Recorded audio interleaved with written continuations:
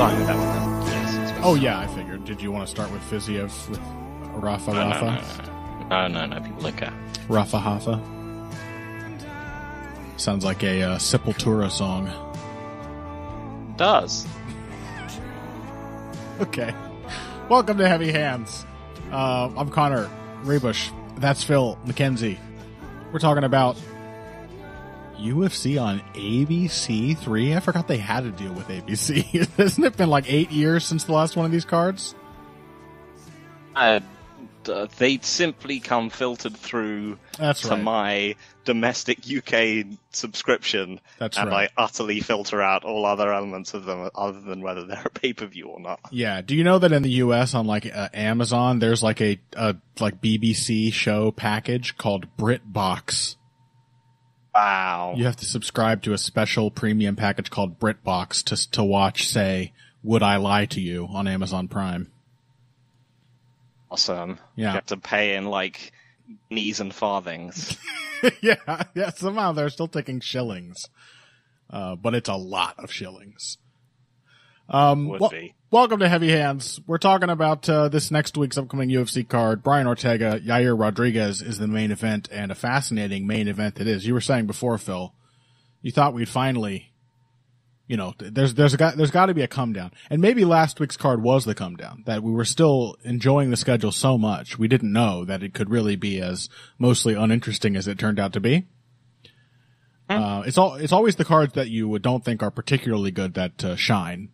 And last week's card was a deafening exception to that made-up rule, being one of the weaker cards of the last several weeks and playing out like one of the weaker cards of the last several weeks. This one, however, feels like we're kind of just being thrown right back into it. There's a lot of good fights on this card. Honestly. We've got Brian Ortega, Yair Rodriguez in the main event. I'm just going to tell you the ones that we're going to try to hit on this episode, and any that don't fit, as usual, will probably become bonus material. Ortega Rodriguez. In the co-main, we've got Michelle Waterson versus Amanda Lemos. That is an interesting matchup. Opening the main card, Shane Burgos versus Charles Jourdain.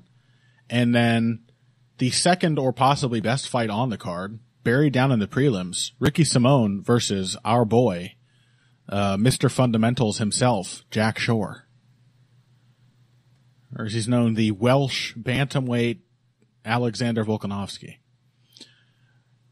Those are all very interesting fights. And the main event is going to be not only interesting, and to be fair, like a lot of the other stuff has things to recommend it as well, which is always what you want. Yeah. There's a few genuine duds on this card. Go on, name them. Name names. Match Now, Sumidaji is quite entertaining in its own right. In its own right. You hear how he softens the blow. Wow. Should be cool. Name another one. What other fights I don't think either of them are going to tend for a title. Lauren Murphy and Misha Tate at least has name value. It might be dreadful, but... Oh my god, sexist. Of course you would name that fight. Despicable. You're just waiting to prove your hipster cred by shouting out Emily Dakota on you. Go on, do it. Yeah, okay. Emily Dakota is making her UFC debut. Became the Invicta strawweight champion. Had a knockout of the year contender, which you may recall I mentioned on the handies because I was so impressed by it and it had such aesthetic appeal over Danielle Taylor. And has just been getting better and better as a striker and knocking more and more women out. So her debuting against Jessica Penne should be very interesting and almost certainly a very violent way to start off the card. It's a shame that an Invicta champ has to be the curtain jerker on a fight night card, but I have scouted Emily Dakota, so I have looked pretty closely at her progression as a fighter, and she is definitely someone who is getting better, more technical, more dangerous with every fight. So I'm very curious to see her. I think she's a fantastic addition to the women's strawweight division. So anyway, there's my hipster moment. Let's talk about the least hipstery part of this card, the main event. Brian Ortega, Yair Rodriguez. And I was going to say before, this one is not only interesting, relevant, but will almost certainly be just like a disgusting mess. In I think, a compelling way. But how does this fight not end up just devolving into chaos? Yeah, I mean, this one is really hard to pick. In its own, I mean, It is. particularly, it's an obvious. I think it's an obvious favorite in that it's Ortega, because again, this I think runs to the narrative that we mentioned last week. Where if you consider like an Izzy, if you consider like an Izzy Pereira matchup, it's that if something weird happens, there's a significant chance they're going to end up on the floor. Like Yair Rodriguez's takedown defense isn't bulletproof. Even then, he's just a spinning, jumping person. Right. And over 5 rounds against someone who's functionally immortal, there's just a really strong chance he's just going to like spin kick himself onto the mat. Yeah, that's kind of my main read too. Weirdly enough, it's just the constant threat of opportunism from Brian Ortega against a guy in Yair Rodriguez who literally cannot help but make critical errors. Like his style is so sort of anti-fundamentals. Everything is like improvised and made up on the spot, and he's just an amazing athlete who can do crazy things. But how many times did he, for example, just straight up fall on his ass throwing a kick against Max Holloway? Just throw a kick and fall down. It happened like 5 times in the first 2 rounds. Even before Max started being able to capitalize on it. Max Holloway is not an opportunistic fighter in that sense. He will find a crack and force his way in and widen it and widen it. Brian Ortega just needs the crack. Yeah. I mean, yeah, so it kind of has to be the initial read for everyone looking at this fight, is that it's insane, gonna do insane, messy things all the time. One of them has much better chance of simply finishing things for a single mistake, because they're both outrageously durable. It's not particularly wise to bank on either one of them getting knocked out by a single shot. But Rodriguez can 100% get submitted by Brian Ortega. Yeah. Other than that, that's just the probabilistic read. Yeah. Other than that, what else really is going to happen here? Difficult question to answer. I mean, so Ortega's game of simply like trying to draw people onto his sort of newfound, more technical game of trying to draw people onto his reach is, I think, not going to work tremendously well here. Because as soon as he starts like skirting away or trying to fight from a distance, Rodriguez is just going to start kicking him. Yeah.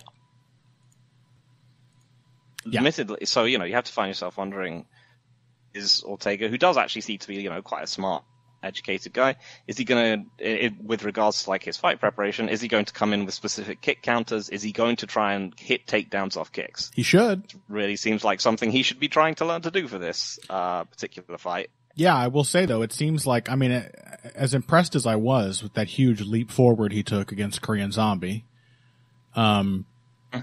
it was still, all things told, a relatively minor change to his game. Like he cleaned up his punching. He focused on maintaining the distance and using his reach as a weapon in a way that he never has before. And he had the jab to do it. But looking at it, like the more time that passes, that fight looks like just a favorable style matchup. And looking at it, Ortega really wins it with like just single shots for the most part.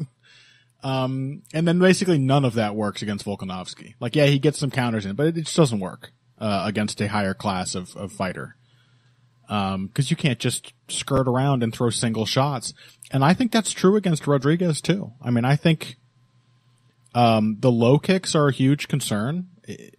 But the trouble is like, why hasn't Ortega developed a wrestling game already? Yeah. Like he made a good adjustment going into that Korean Zombie fight. Granted, he had 2 years to do it. He could make it a good adjustment here, but it's hard to believe in that when Brian Ortega venomous grappler, can finish anyone on the ground in an instant, even almost Volkanovski.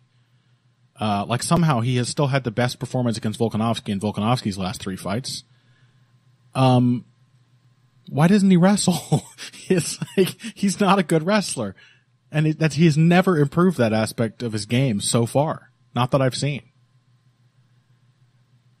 So, again, he's still got that kind of Diaz Rockhold-esque calculus where it's just like, I'm going to beat you in the striking, and then when you get panicked and jump at me, then I will use the best element of my game to finish you off. Yeah, and it's like, but that might work here. Why? I mean, yeah, it's just a weird way to approach it, and it might work here. Like, this might just be, Rodriguez is just messy enough that it could be a reward to Ortega's way of thinking, if that hasn't changed. But why would you not be looking to counter those kicks immediately? Like, if Ortega doesn't do that, I will consider that a damning sign for his development. And this, of course, after 2 like legendary thrashings in his 2 shots at the title so far. What were you going to say?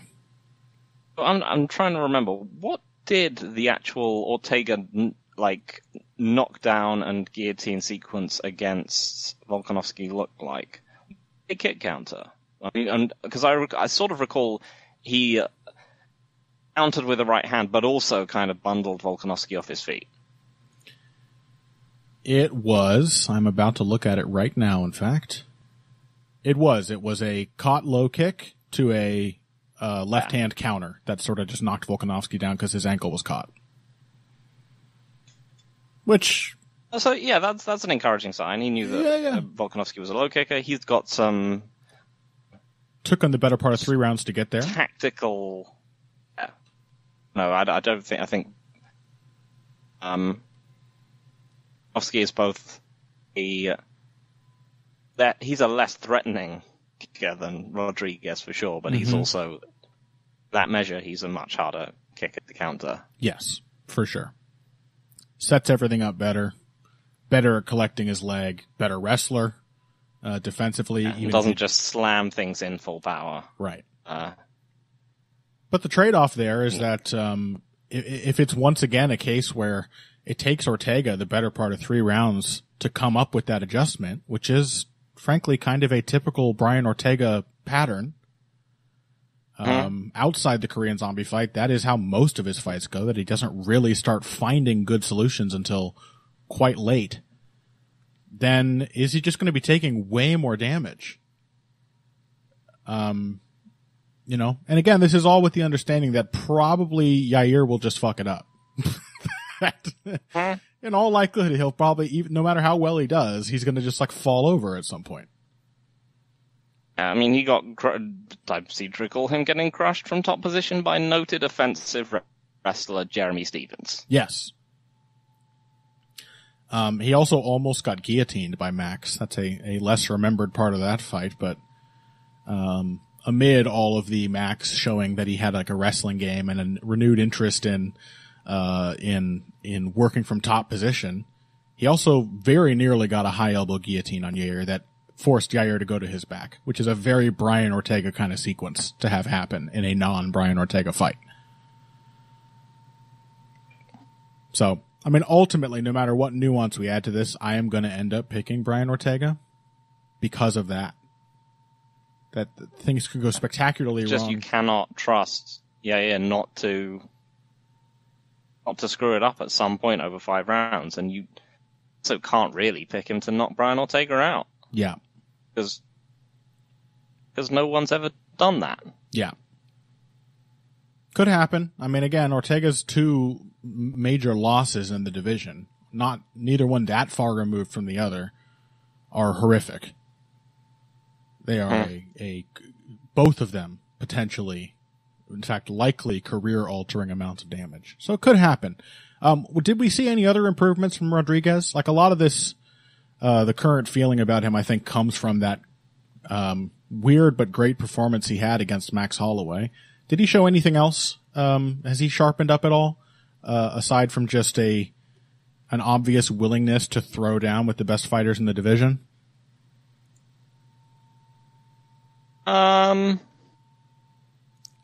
He kinda, like, his defense was... I think that's mostly it. I think his punching form is obviously less completely insane than it used to be. Yeah, I think so too. It's much less him just, like, he has gears basically in his punching form now.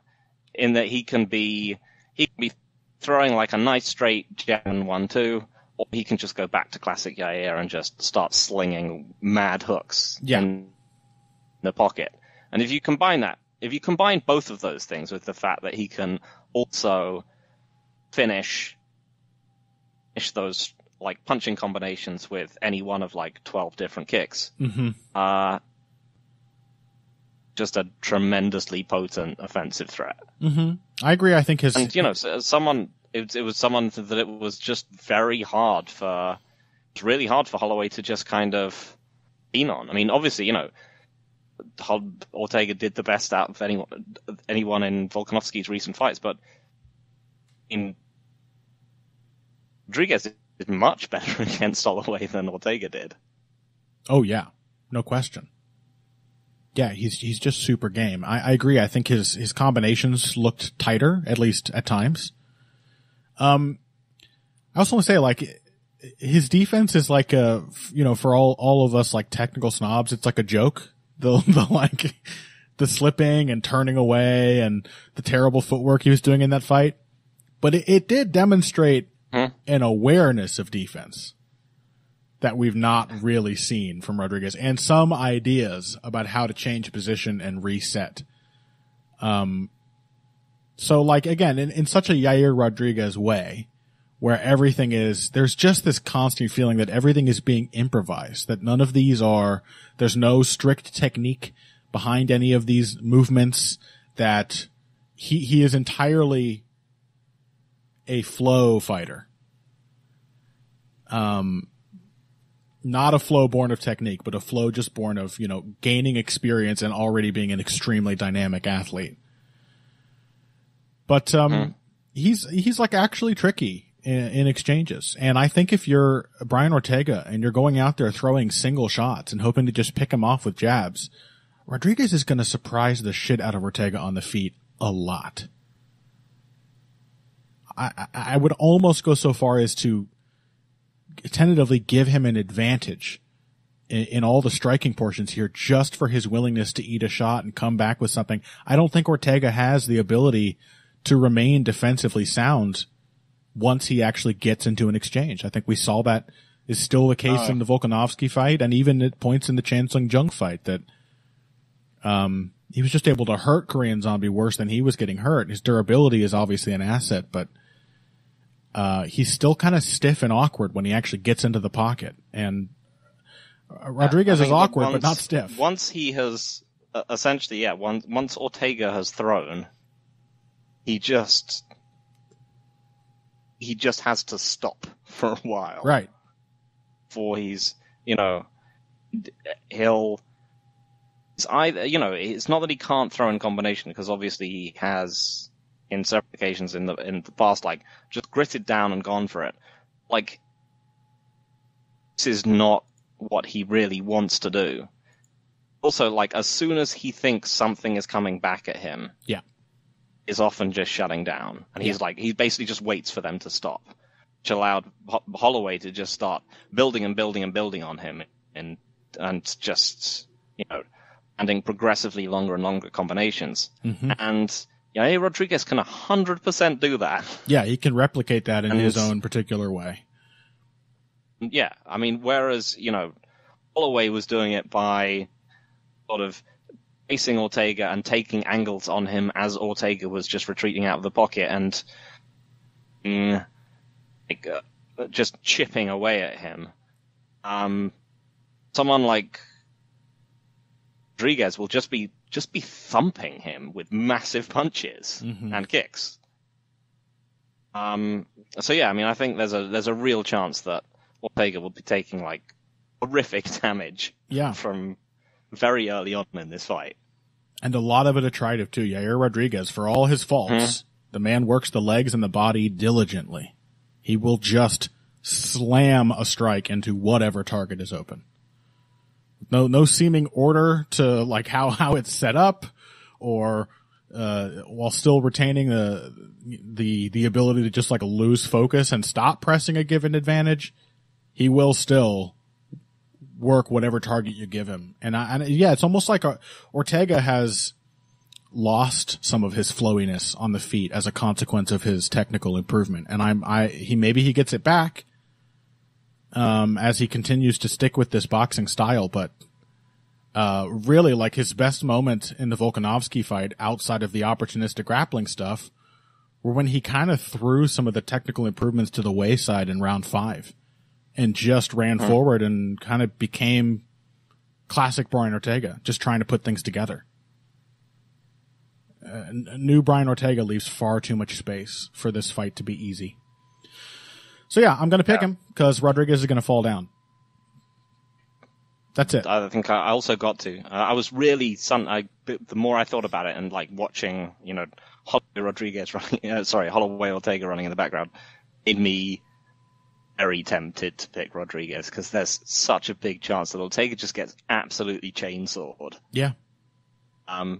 Were this 3 rounds, I think maybe that balance of probabilities would lead me to pick Rodriguez. Yeah, I agree with you. So he could get like a Jeremy Stevens kind of win where he wrecked Ortega early and then survived late.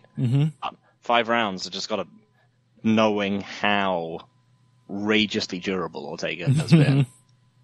I just gotta pick something weird to happen and for Rodriguez to get tapped at some point. He hits the mat in all he ends up on bottom against his opponents all the time. Whether they're Jeremy Stevens or Max Holloway, and Ortega, he doesn't go for takedowns very often, but he does go for them. Yeah, an early takedown on Max Holloway, who then got out of it.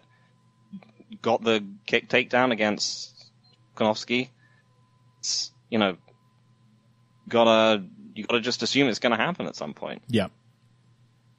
Hey, maybe Tracy Cortez has taught Brian Ortega how to do like a single leg.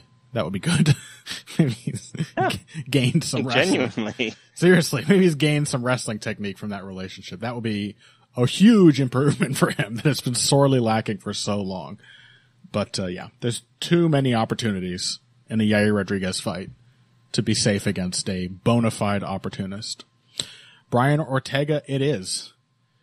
Let's take a break. When we come back, we've got Michelle Watterson, Amanda Lemos, and we may even hit Ricky Simone, Jack Shore before that. I think that is clearly the second best fight on the card, if not the best. And then Shane Burgos, Charles Jourdain, all of that that we can fit before moving on to Rafa versus Hafa from last weekend after this. Hey everybody, thanks for listening to this week's Heavy Hands. If you like what you hear, please consider pledging to support the podcast on Patreon. Patreon is basically continuous crowdfunding. You sign up to contribute a certain amount per month to help us with production costs and the like, and in return you get rewards ranging from a mention on the Heavy Hands website to a question or topic of your choice being discussed on the show. We have a lot more in the works to reward you for your help, and we appreciate every contribution. No amount is too small. Just head over to patreon.com and find how you can help out, the only show dedicated to the finer points of face punching. Now let's get back to it. All right, welcome back to Heavy Hands. We're talking about the unofficial co-main event in our typical woman-hating ways, skipping over Watterson versus Lemos to go all the way down to an irrelevant little preliminary fight that no one's heard of, called Jack Shore versus Ricky Simone. I don't even know if it's that fringe at this point. These guys are bantamweight contenders. This is a pretty significant fight in the bantamweight division. Little perplexed as to why it is placed on the card as it is. Are they both ranked? I don't know. Let's find out. Ricky Simone is. Yeah, they're both ranked. I believe Ricky Simone is 11 and Jack Shore is 14. There you go. So yeah, we have 2 ranked bantamweights fighting for a top 10 spot, probably. Both guys on the rise. Each one got his biggest win yet in a recent memory, and here they are in the prelims. Yeah, I mean, at least the bantamweights are getting much more position towards the tops of cards. We're getting a lot more bantamweight and featherweight events basically, and I couldn't complain. Yeah. It's always going to be any tide on this front is going to be slower than you want it to be because the UFC is so determined to have big boys in the main event and on the main card. But yeah, what do you make of it? Jack Shore, Ricky Simone, very interesting fight. Tough to call. Yeah, I mean it's a tremendous matchup as pretty much every bantamweight fight is. It's almost guaranteed excitement.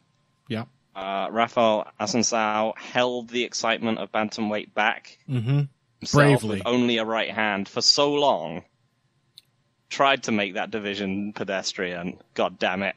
At bantamweight, that is in its own way a heroic effort. That's a heroic quest to try to suck all the fun and back and forth action out of bantamweight, and he did it for a long time. No one could have done it better. No, a hero. Yeah. Assunção, we salute you. And, unfortunately, he got dusted by Ricky Simone in a deeply depressing way. He got, first of all, completely out-wrestled and out-grappled all throughout the first round. And then 2 minutes of striking or so in round 2, didn't really win any of it, and then got knocked out by the wrestler. With like an 8-piece combination. Very, very depressing. But also, as much as I think that was so much more a right time, right place win for Ricky Simone than Jack Shore's win over Timur Valiev was. And yet it still does show just how much better Ricky Simone has got. He really has improved dramatically since we first saw him in the UFC. I mean, he's, as you were saying before we started recording this segment, he's actually a pretty decent striker now. He is. He's not perfect. No, he's got... I would describe him, he's kind of messy, but he's effective. Actually, he's a messy striker who can still throw straight punches, which honestly is a tremendous asset. Yeah, and he's also able to throw a long one too. A messy fighter with a few different defensive options, which usually lead into more defense. Like, he is comfortable putting things together in a way that not a lot of these like wrestle boxer types typically are. I mean, he's not that far removed from getting dusted by Uriah Faber. He works the body sometimes. He throws in combinations. He has ideas when he's fighting. He sort of gives me a vibe of like Ben Henderson striking. Yeah. There's like these awkward little things. Like he has it's not exactly, no one will ever have Benson Henderson's jab ever again. I don't think the human body is typically capable of a jab that awkward. But there's an element to that. There's this weird sort of little, you watch the first 3 minutes of a Ricky Simone striking performance and you're like, oh, all this obvious pawing. Everything's like, oh, I'm poking with the jab and I'm leaning straight back. But the more time he gets, the more he's able to put things together. You start to see that he will dip under strikes, that he will reset on angles, that he will put combinations together and change up, make very interesting choices, in fact, in the like order of punches in his combinations. I mean, the sequence he finished Assunção with was like a jab, slip, lead uppercut. And then I think he like shifted forward and followed with a right hand, off a left uppercut. Not a beginner boxing combination. And there's like a sequence of like 4 or 5 moves directly before that where he's just like defending and punching and getting Assunção into the position where that combination could finish him. Mm-hmm. So yeah, he's a flexible fighter. I think it helps that like Yair Rodriguez, who can kind of not necessarily do things perfectly but still string them together. It helps that Ricky Simone is a phenomenal athlete.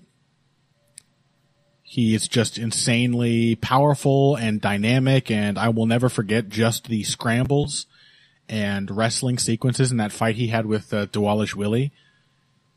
And that comes through in his striking. He's powerful, he's fast, he's comfortable. So, I don't know. He has that wrestling game, which isn't just a backstop to save him when the striking goes wrong. It's his is his bread and butter, and he will go for tons of takedowns. Yeah, and he hasn't lost it. However much he's improved his striking, it is still a very, very present part of his game. And he's not just a takedown artist either. Like, unless you're Merab Dvalishvili, he's actually a pretty nasty wrestler as well. I'm curious to see. I think he's almost certainly the best wrestler Jack Shore will have gone up against. Shore, whose takedown defense in the UFC was perfect until he fought Timur Valiev, who got him down twice. Not for long. Good signs. But Simone brings a level of athleticism to his wrestling ability that certainly Shore has not faced before. And I think you expressed concern about that in the past, about Shore seeming like the kind of fighter who would hit a physical wall at some point. He's just not a... I think maybe I was just... Mm-hmm. Yeah. Perhaps in retrospect, that's just me slightly downplaying him. I think I'd have a tendency to do that with specs from Europe in general. Yeah. Especially when they're technical. You're like, oh, he must be technical because he's a shit athlete. So what's your... yeah, I mean, I think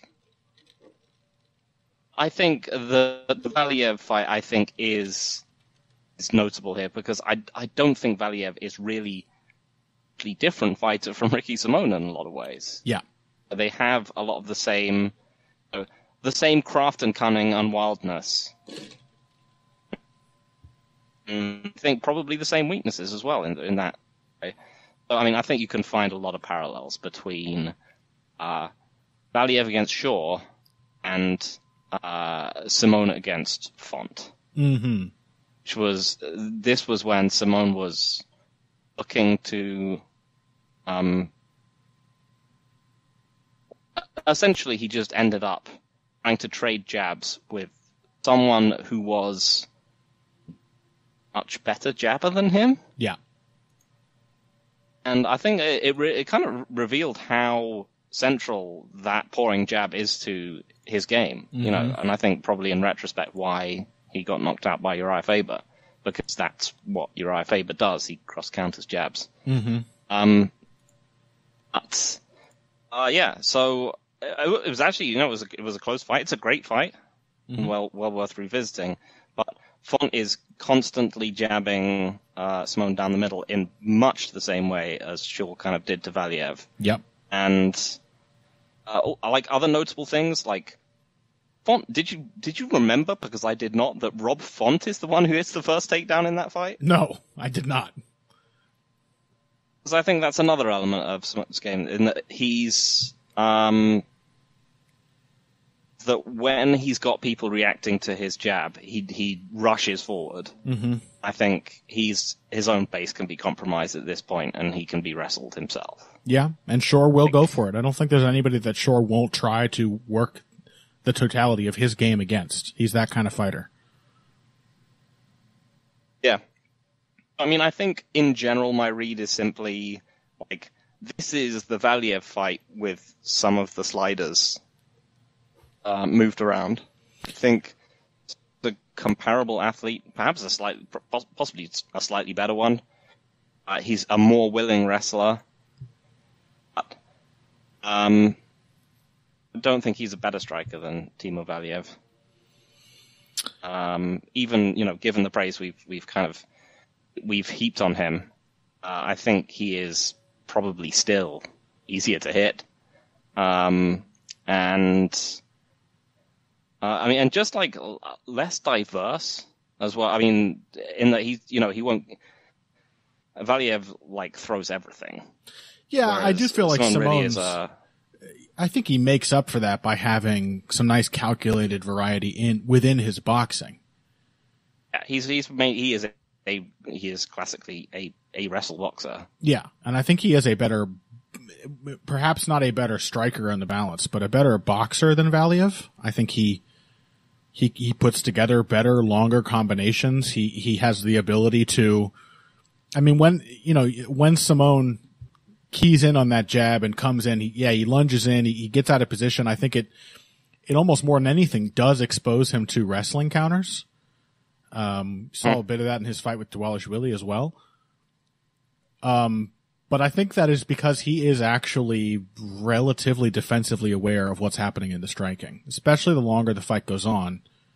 I'm not sure Valiev has that. I think he sort of gets into like an all offense mode where he's just trying to overwhelm you with sheer variety.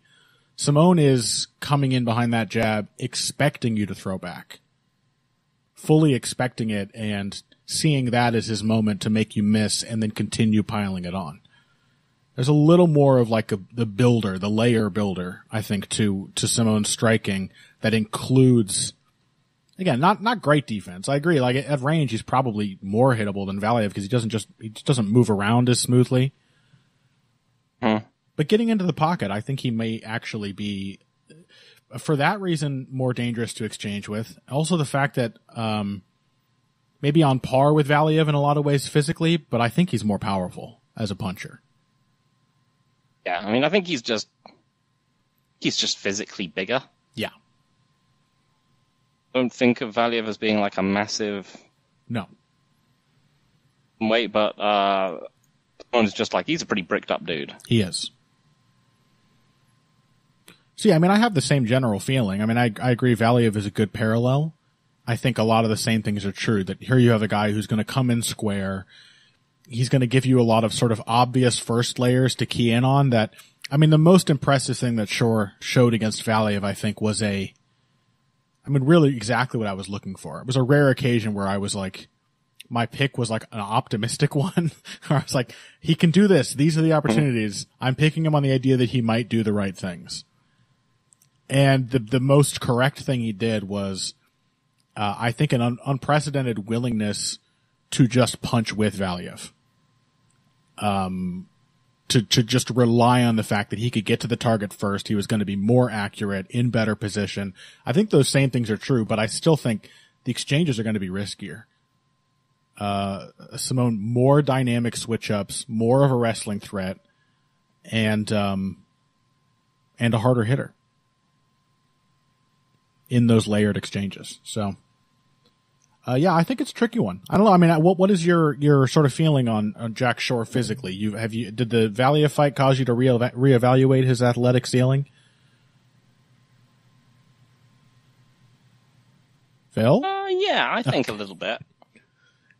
Yeah. I still, I don't think he's not a jump off the wall level athlete, but I think good enough defensive reactions in all phases that I'm not sure that it matters as much as I thought. Yeah. He's very prepared to, like I said, he's prepared to be in the fire in the striking, but he also has very quick defensive reactions when Valiev is trying to take him down. Yeah, and a lot of what makes Shore so good on the feet is that his style is so sound that it takes a lot of the need for even defensive reactions out of the equation. That Ricky Simone is like so open, so square, so aggressive that he needs to have quick reflexes and time his defense well. Because if he doesn't defend, he's getting hit hard in a bad position. Jack Shore is just like lined up behind his lead shoulder. He can stick the jab out there and you run into it. When he punches, his head moves. He just has a much stronger fundamental position to take advantage of errors without compromising himself. So, yeah, I'm gonna pick Shore for basically the same reasons I picked him against Valiev, and fortunately it feels less just like hopeful now. It feels entirely more realistic because he's done it. He did it. He did it so well too.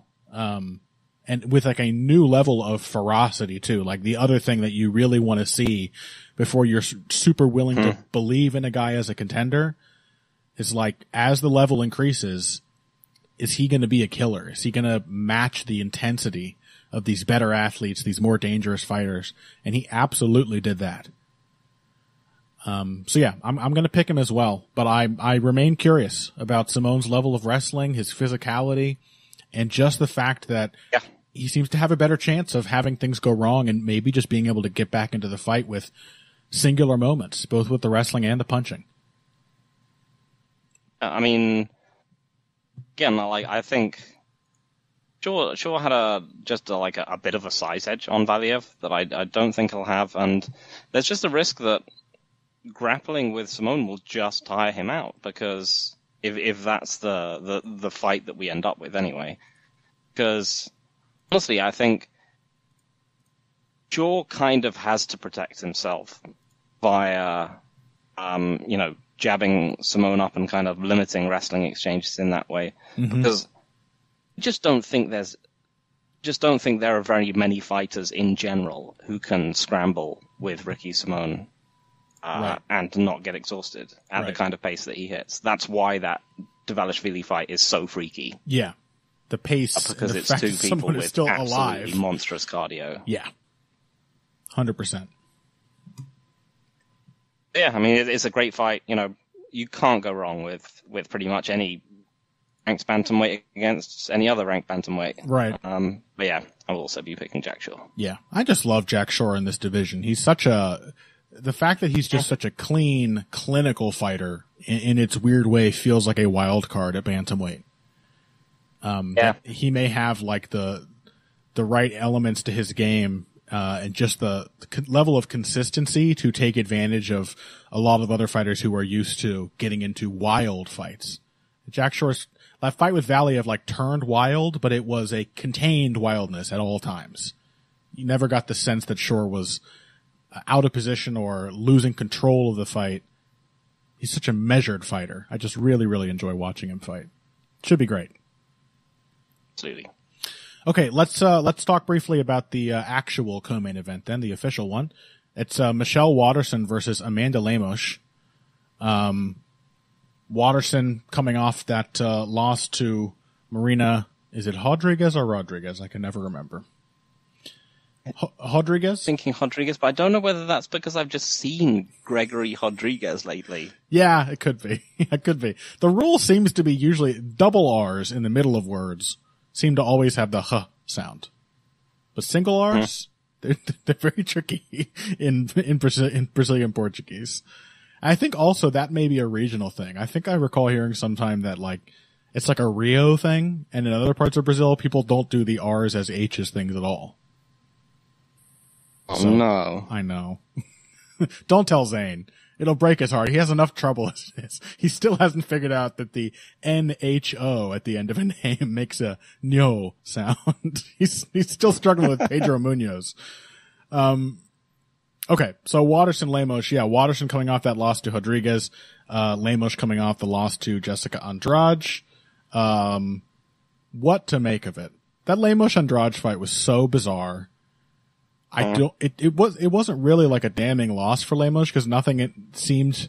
I think I recall you being more impressed with Andrade's performance there than I was.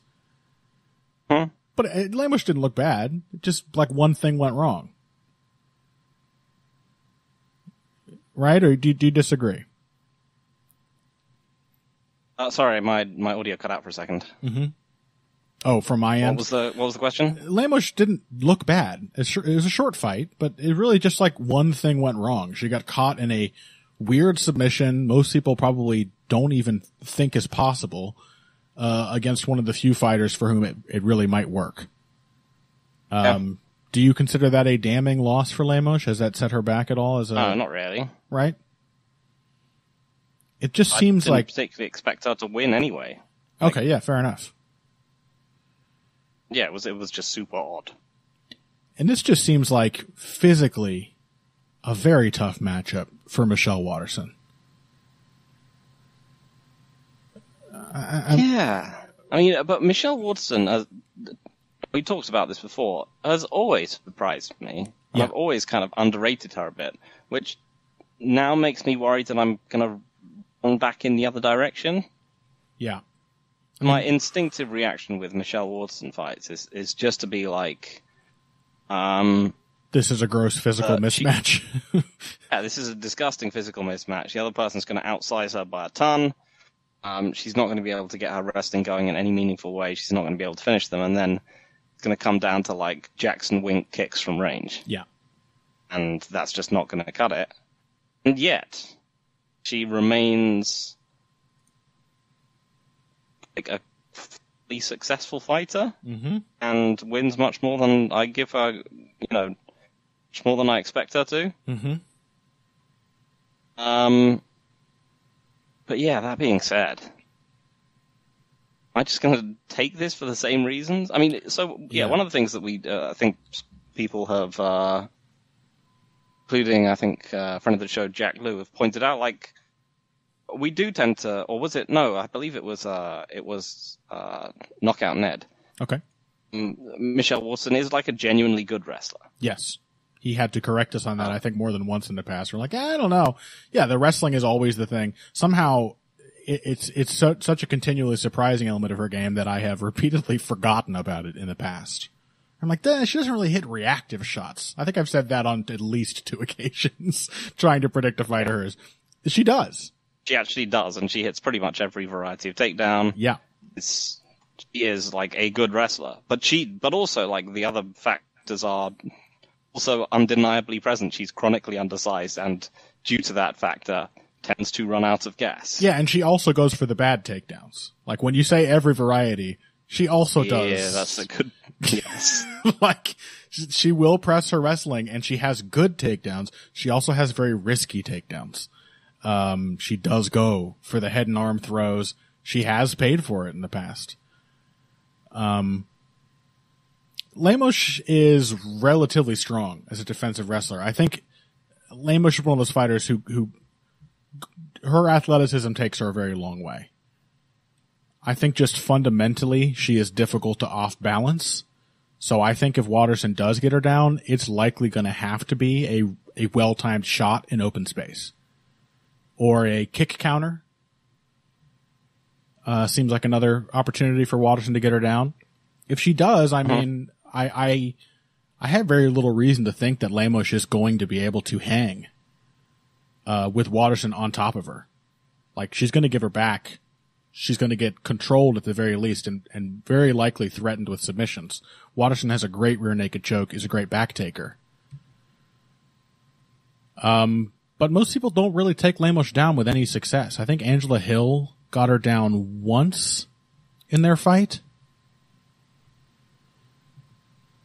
Yeah, but I mean, this is one of those things where you're also like, this person has been matched entirely with strikers. True. Because she's a cool, like, bricked up knockout artist kind of fighter. She has primarily ended up not really fighting people who would test her to takedown defense, and last grappling decision we saw her make was her getting standing arm triangled. Yeah, that's true. I mean, I feel like it is one where you kind of have to pick Lemos. I mean, partially because it's just how we tend to pick these fights the time. I know. That find yourself going, well, he's going to give up takedowns probably in the first round. Then Waterson's going to just get absolutely shit kicked later on. Yeah. If this were 5 rounds, if this were a fight night main event, even though I've seen, Waterson often does the fate of many smaller fighters, like fellow tiny strawweight Carlos Esparza, she can get tired just having to tie up. Waterson is another super easy to underrate quality of hers is that she is tough as nails. She's extremely durable. She will recover and get a second wind.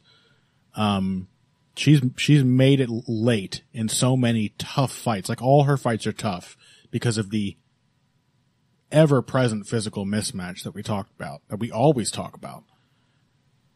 And even then, I don't know. Like, there is a part of me that wants to pick Waterson because she's gonna be getting low kicks to catch and just run through. It doesn't have to be one of Waterson's better takedowns. I mean, I think, if I recall correctly, I think Hill's takedown was like that Ortega takedown against Volkanovski. I think it was just like a catch the low kick and counter with a punch, and Lemos just falls over.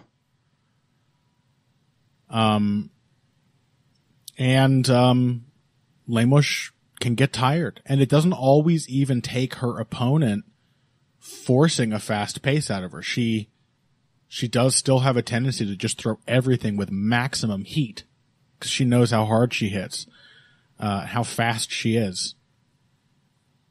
I don't know. There's a strong part of me, that the hipstery part of me, that wants to correct all my past mistakes by just picking Waterson here on the idea that she's going to get a lot of opportunities to get on the ground. But is that an instant finish?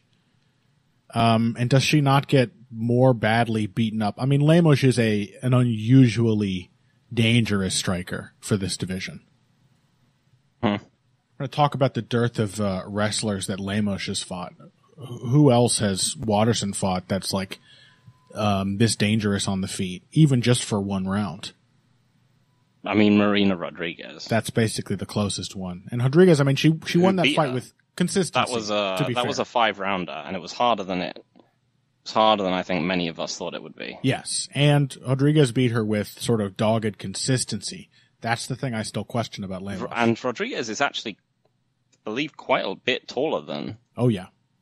When we're talking about the physical mismatch, I didn't realize that. Well, apparently Lemos is only an inch taller. Yeah. And Watson. But she's bricked up. Yeah. And she is, I think just a superior athlete in the realms of power and speed. She's a crusher. But it's the consistency that just concerns me. Watterson, for all her faults, is usually a pretty consistent fighter. At the very least, you know she's going to be there trying things. And Lemos just seems way more like dramatically error prone. I mean, I think it's perfectly I think it's actually fine to pick Watson. I don't think it's a crazy pick at all. You know, you're like, well, Waterson's Steining. She's like 2 inches shorter than her. Then you could be like, Waterson's old. He's a year older than Lemos. Yeah. More wear and tear probably, but yeah. Yeah, but she hasn't really been getting into wars until later in her career. Yeah. It is presumably the training that takes it out of you more so than the yeah, so how long has Lemos been fighting? Not very long at all. No. 14. She's very raw. Watson has been literally fighting twice as long as her. Yeah. And it shows. I mean, this is the thing that has me concerned, is that Lemos, even in her recent wins, I mean, that she barely won that Angela Hill fight. Barely. And Angela Hill's another one who is at a physical disadvantage, and is just like consistent and still there and pressing every area of attack she can. And Watterson is maybe even a more consistent, just pure wrestling threat. So, like, when you fight Angela Hill, all you have to do is make the fight close, and then you've automatically won because the judges they hate her. Have a rule, just not giving her close fights. Yeah. I think I might just take a flyer on Watterson. I don't really know enough about how Lemos deals with quality wrestlers. It's a huge question, and I think more than, you know, with last weekend with Fiziev, I have plenty of evidence to see him dealing really well with wrestling threats, albeit not from wrestlers on the level of RDA. And that more or less turned out to be a reliable predictor. The wrestling was completely thwarted until late in the fight when the sort of expected drop-off happened for Fiziev. For Lemos, I don't even have the evidence to say that she typically deals with wrestling all that well, because it's not really been tried on her very often. So, yeah, I'll take Watterson for takedowns and back control and submission threats. Why not? She's probably going to not? I'll join you too. Let's both go down. Yeah, let's both go down in flames. Great, wonderful. And then no one will be able to say that we've got any kind of institutional bias towards Michelle Watson. Yeah. When she ends up being the teaching fighter gets posterized candidate for 2022. She just gets her calf crushed and then gets knocked out 3 minutes into the first round while limping. Yeah, it's going to be great. Instead of demonstrating bias, we'll just demonstrate that we have dog brains and that we just sort of completely flip-flop when we've been proven wrong on any one particular. I don't know though. Yeah, I just have a feeling. Waterson, I think this is a veteran winnable fight here for Waterson. I mean, that's the thing is that, the other narrative about Watson is that she's, gonna, like Collar Esparza, as I said, she's gonna get tired later on, but it just hasn't happened as much as I expected it to. No. And like I said, I think it's just because she's so fucking tough and determined. Like, she does get tired and she just wills her way back into hard fights. Mm-hmm.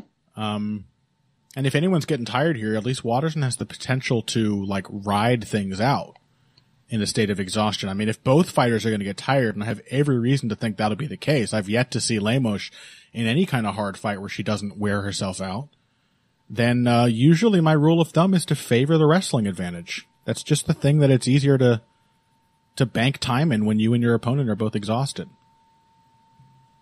So yeah, Waterson it is. We've just doomed her, Phil. We somehow proven our bias even more than if we'd picked against her yet again for the same reasons as always by giving her the dreaded unanimous heavy hands pick. Absolutely damning her to torment. Yeah, and it's the kiss of death. Yeah. So sorry, Michelle. That's it. Let's take a break. When we come back, we could still touch on Shane Burgos, Charles Jourdain, and Penne Dakota. In fact, why not? Both can be, I think, hit relatively briefly, at least the dynamics laid out, and then we're going to take a look back at, as I said before, Rafa versus Hafa from last weekend after this. Financial support is fantastic, but there are other, even easier ways to support Heavy Hands. Perhaps the best is by spreading the word. We know our fan base. You're all cool, popular people with serious social media presences. You're tastemakers and trendsetters. Okay, there are one or two of you that don't fit that description. You know who you are, but no matter what, you can always help us out by telling folks about the show. And you can also give us a positive rating and review on iTunes and Stitcher, things like that. We rely on word of mouth and positive feedback to grow and improve, so thank you very much for your time and your help. Now, back to the show. All right, welcome back to Heavy Hands. Let's go ahead and hit Fiziev versus RDA first, in case it takes up the entire segment. I mean, this is now an hour and 45-minute long show, Phil. Thanks to all the chattering that you and I do, it's somehow just getting longer and longer. So let's try to say 15 minutes of discussion on a fight where there's honestly not a whole lot to say.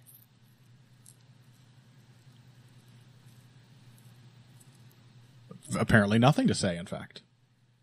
Sorry, I was on mute. Nothing at all. It is a strange one, because, it was one of those things where if you told me for the result of this fight, if you'd said, Rafael Fiziev is going to defend virtually every takedown, he's going to knock RDA out in the 5th round, I would just be like, wow, that sounds like a super comprehensive performance. Yeah. That sounds like the dawn of a new contender. And you've just described Fiziev proving it in a way he hasn't before. I can't wait to see how he figures it out. And now I feel like I have to say those things. He has proven himself to be a contender. Like, was an undeniably very good performance. Yeah. But just can't help but have a but. A but. We all have them. What's the but? It didn't feel like it answered the questions that I still have about Rafael Fiziev. In so many ways, it was just, a new level of wrestling. That question definitively answered. Fiziev can deal with very strong wrestling at a super high level, even when tired. It wasn't until very late in the fight that even a single clean takedown was hit, and there were a lot of attempts. So that at least is a question answered. And yet in so many ways, it was kind of just another Fiziev fight. Like, he definitely still got tired. And this, despite the fact that, the wrestling obviously played a role, but as far as the striking went, a much slower pace than we've seen.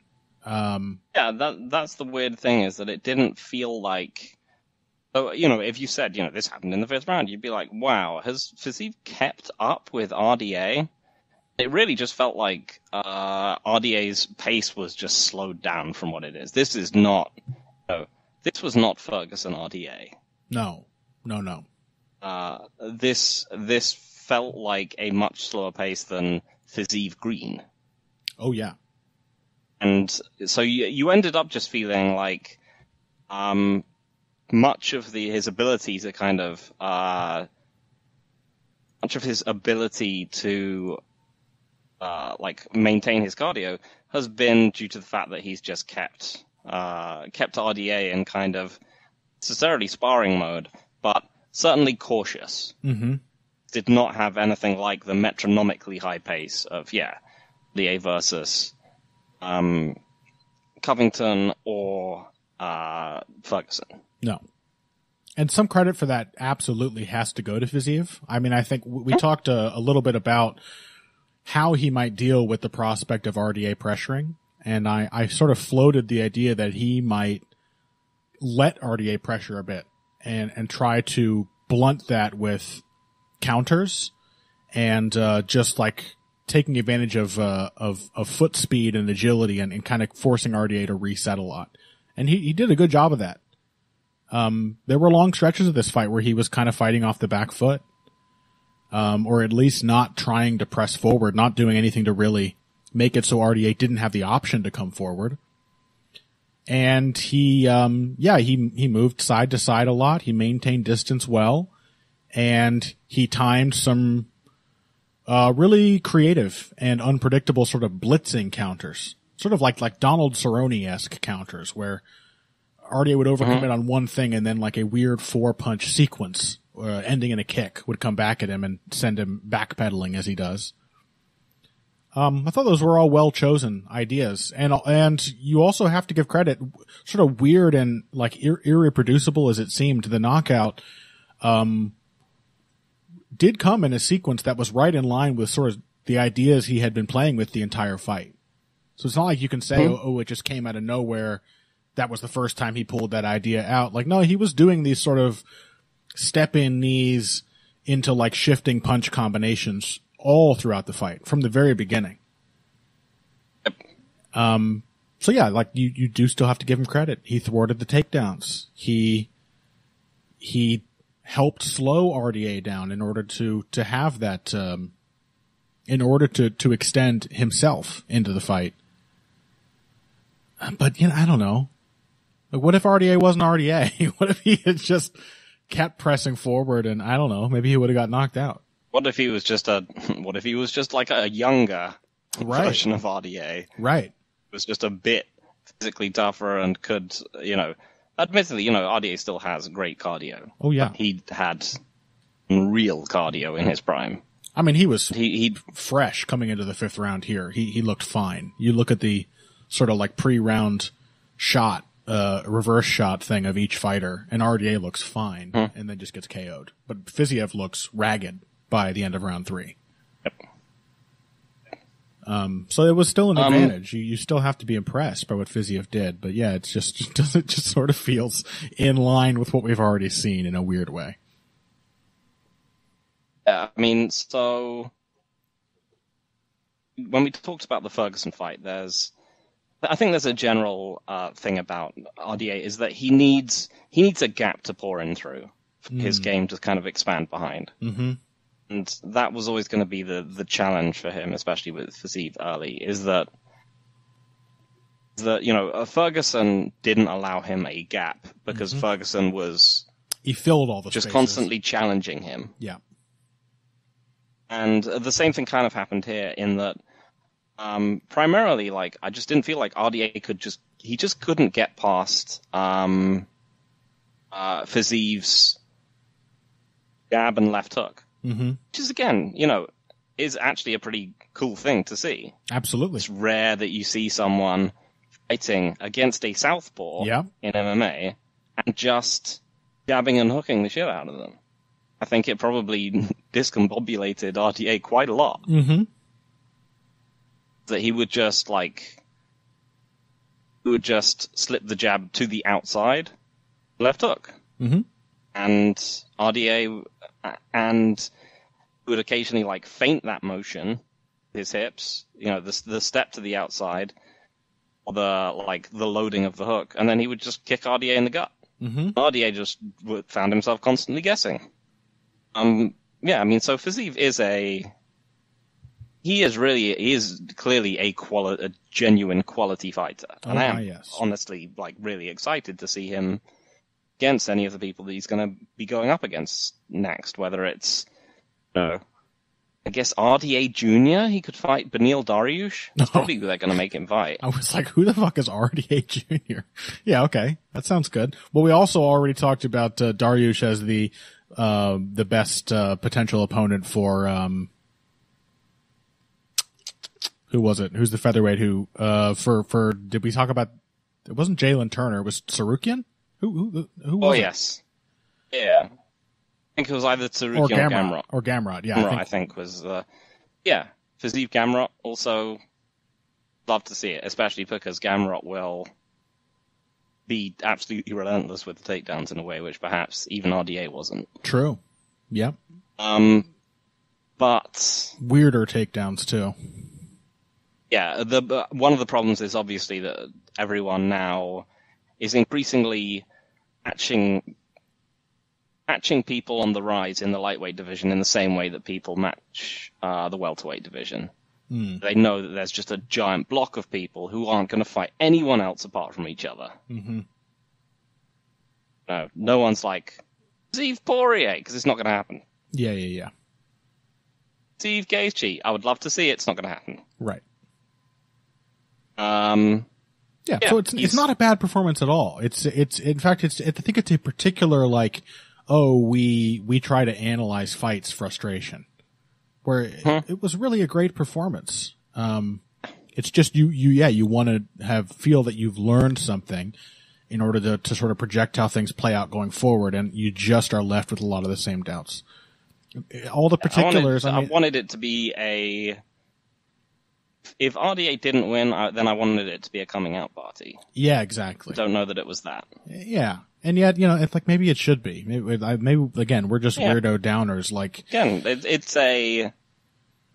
it's really unique, clever stuff that he is doing out there. Yeah. And he can do it for 5 rounds against an immensely, mentally and physically durable opponent. Yeah. And he's in here, maintaining his jab and his lead hand in all ways against his southpaw. He's countering to the body. He is showing truly, I don't want to undersell it, tremendous takedown defense. Even, there was a lot of him just doing, which is still a good thing to see, the sort of stock standard defending against the cage. A lot of that in this fight. Yep. But we also saw, RDA trying to improve those positions, and Fiziev showing the patience and the readiness for when the attack would change, when it would go from just a double to an angle change, and he's being driven through on a single, and he's instantly ready to limp leg, or he's controlling a wrist the whole time waiting for RDA to explode, and when he does, he's just popped out to the side opposite the overhook. All these really well-timed little sort of wrestling counters were on point from Fiziev. It was a tremendously high level of wrestling displayed there. So, yeah, maybe in time I will just be more impressed with that. We at least learned, perhaps the biggest question about this matchup was, what factor does the wrestling play? And it turns out not much of one at all. So, that is still a huge mark in Fiziev's favor. But yeah, I just want to see him against someone else now so I can solve these goddamn problems still plaguing me. 100%. Okay, let's quickly touch on these last 2 prelim or undercard fights rather. Shane Burgos, Charles Jourdain. This is just a pure raw action fight. It's going to be blisteringly exciting and electric, I think, the entire way through. I don't see how it couldn't be. Basically it. I think what this comes down to is, for me, I think it's Burgos' ability to chase Jourdain out of the pocket. Mm-hmm. Because Jourdain is, really Condit-esque in his ability to just have build-a-box rushes and blitzes that he will come at people with, and alter them in response to his opponent's defenses. Burgos is, willing to get hit, let's say. Yeah. But once Jourdain has rushed someone, he needs to get back out again. Mm-hmm. I think the main thing is Burgos going to chase him out of the pocket, whereas Burgos going to think, I'm going to figure out what he's going to do, and I'm going to kill him for it next time. Yeah. One of those is going to make the fight much harder on Shane Burgos than the other option. Well, which do you guess? When the option is, do I solve the problem, or do I allow do I allow the fight to be hard? Which of those options does Shane Burgos tend to lean towards? Yeah, I think you're right. Also, it's just the fact that Jourdain just on the retreat just throws up the double forearm guard and backs away. And who was it? Julian Erosa. Mm-hmm. Realized that he was doing that and was just like, right, every time this guy backs out, I'm just going to chase him down and start beating the crap out of him. And got to, does some part of Shane Burgos think I'm Shane Burgos, I tend to rip people to pieces when they start shelling up? Mm-hmm. Now is the time to kill this person?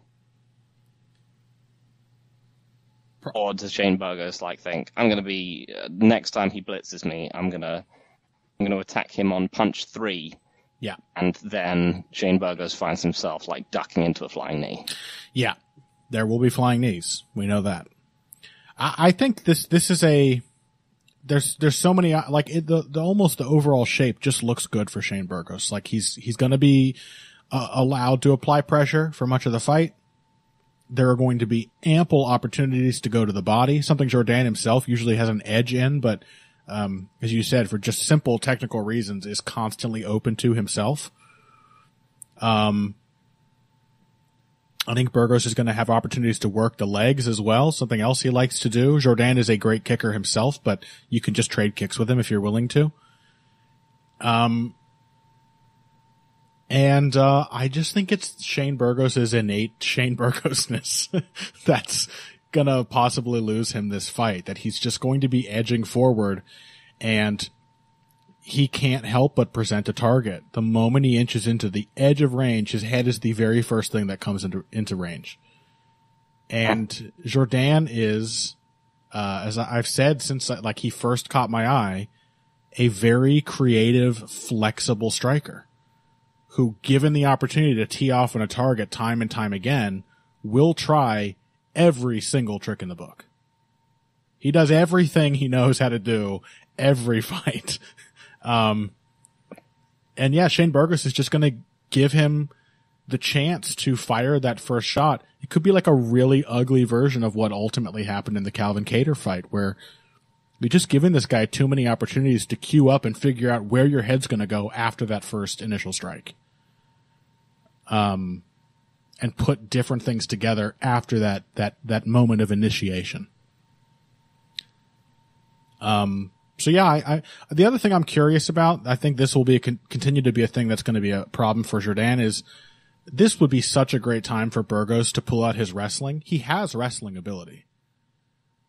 But he literally, I don't think, has he even attempted a takedown since the very beginning of his UFC career? He used to go for them pretty often as just a mix-up tactic. When's the last time he shot? Let's do a quick review and see if we can find out.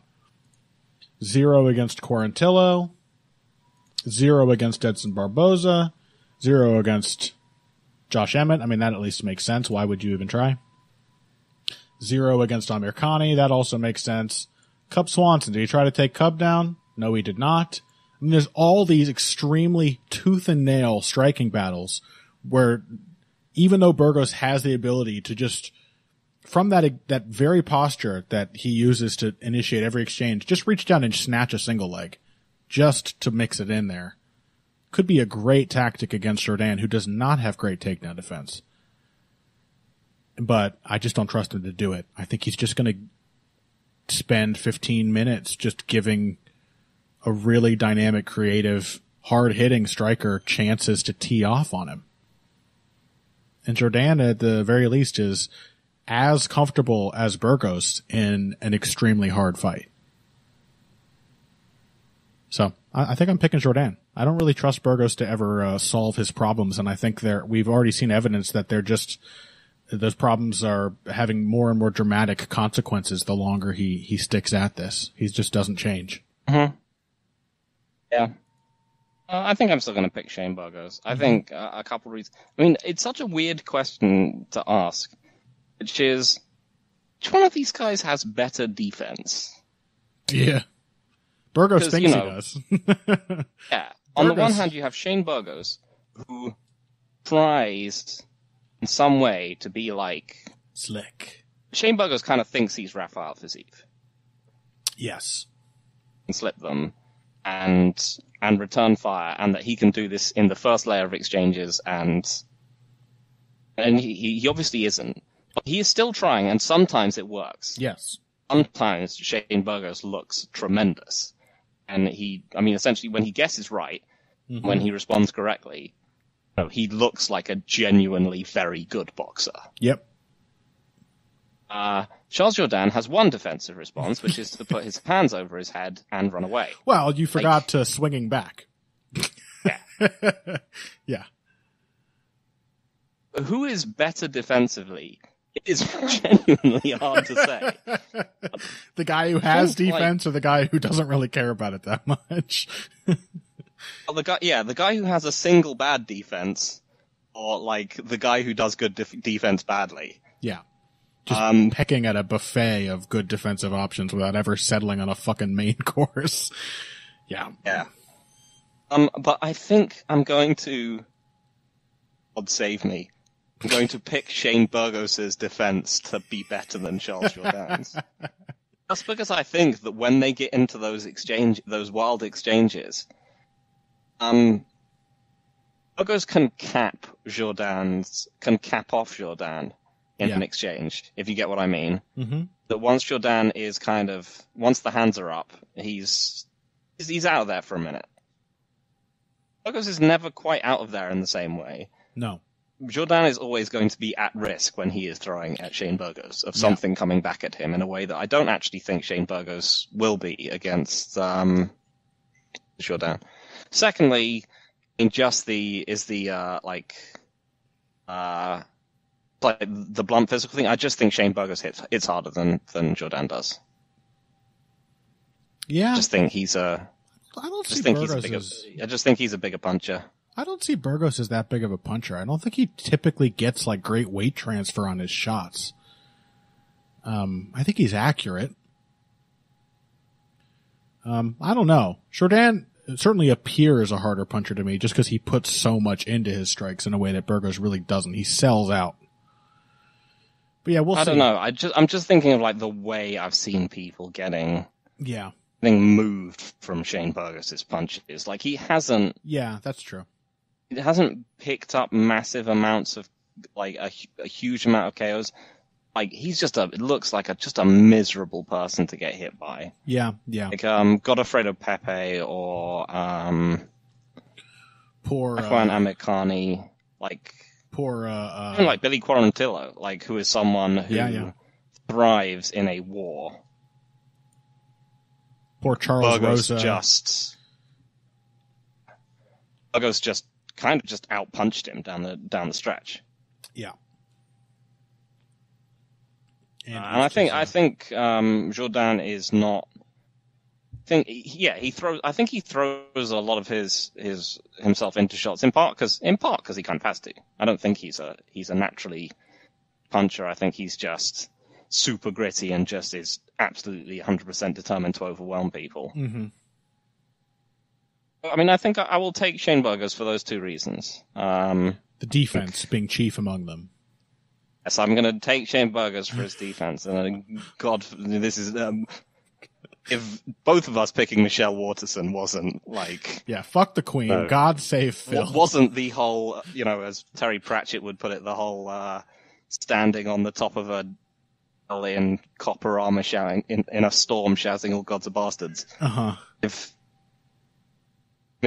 both of us picking Michelle Waterson wasn't that, then me picking Shane Burgos for his defensive savvy to your 100% is. Burgos does have a consistency of both attempts and successes in getting the last word in exchanges, even when fights aren't going his way. And I do agree. I think that while the desire to have the last word could be really, really dangerous whenever exchange is initiated in a different way by Jourdain, will consistently be, you can punish Jourdain like that over and over again. If you just ride out the combinations and just plug him to the body at the end when he resets, you're going to get him. So yeah, I get it. The defense isn't great, but the defense does lead to maybe more definitive moments than Jourdain is capable of. That may be the other thing that gives Burgos the impression of power too, is that he really waits for you to kind of blow yourself out of the exchange, and then just sinks a fist into your gut or cracks you across the chin when you are about to take that backward step and try to reset. So yeah, I get it. Should be a barn burner. The last thing to mention is just, again, that Emily Ducote, Invicta strawweight champ, is making her debut in the curtain jerker position against Jessica Penne. And Penne keeps surprising me, but I have to assume she is going to get slept because Ducote is hard-hitting and increasingly a competent, consistent boxer. Good straight punches, nice counters. I'm very excited to see what she can do. But that's it for this week's episode. Make sure you find us on Twitter, at Evil Greg Jackson, that's Phil, at Boxing Bush, that's me. There's going to be some kind of bonus something coming up, hopefully this week. I don't know if I'll do a boxing commentary for like a fight that I missed or over the last month. There's been a lot of good boxing this year that just sadly I've just for the last several years not been as plugged into with just constantly covering UFC events. So I'm sure there is a gem that I have overlooked that I could do a commentary for. Either way, you can find that and our bonus episode last week, which was like an hour and 20 minutes long, basically a full, comparable in length to our main episodes nowadays. Just a full regular episode. You can find that and all of our other bonus content on patreon.com/heavyhands for $3 a month. You should do that. I urge you to do that. Next week, you know what I'm looking forward to, Phil? It's really coming quickly around the bend. I would never have guessed I'd be so excited for Peña Nunes 2. Because the first fight was so funny? Yeah. I'm just so excited to talk about it again. Just to revisit. Now that you mention it. The laughably simple adjustment it took to just completely embarrass and dethrone the UFC's most popular and well-respected champions. So that's coming around the bend. But actually next week we have Volkov, isn't it? Sorry, Aspinall Blades. Sorry. Aspinall Blades. Okay. Not actually a terrible heavyweight main event. So hey, even the big boy main pretty compelling. It's got some okay stuff. Yeah, what else does it have? The run up to it? It's fine. Okay. I'll take you at your word. We'll revisit that one next week. Until then, if you came here today for the finer points of face punching, you came to the right place. This has been Heavy Hands.